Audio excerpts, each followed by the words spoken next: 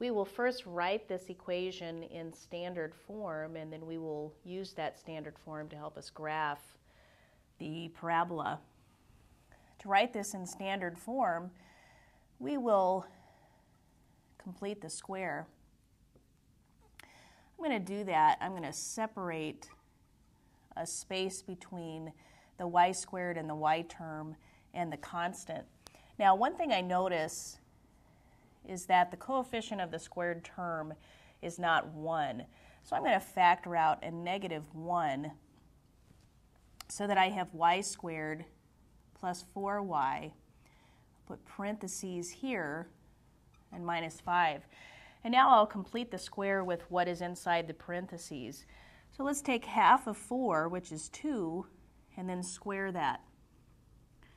Now we've added 4, but actually we've added -4. So if I add -4 to both sides, or excuse me, to this side of the equation, then I should add 4 to counterbalance that, so it's like adding 0. I can now complete the square, so I'll just write negative, and then completing this square is y plus 2 squared, minus 5 plus 4 is minus 1. And that is the standard form of that equation. From the standard form, we can get the vertex of the parabola.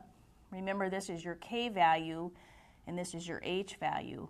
So h is -1. K is the value that would be such that if I had y minus something, so this would need to be -2. Because the value in front of the squared portion of the standard form is negative, we know that this opens to the left. The x-intercept is found by substituting in 0 for y. If I do that, I'll have 2 squared, which is 4.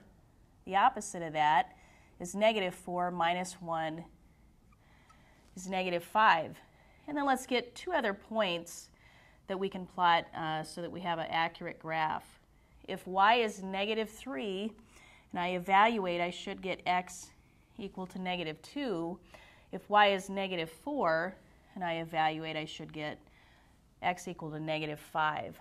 I can now plot these points. -1, -2 is here.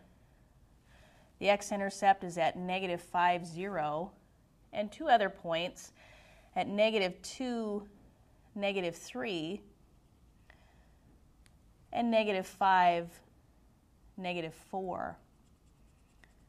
I have enough points now to give me a feel for the shape of the graph, so I can draw the graph as so.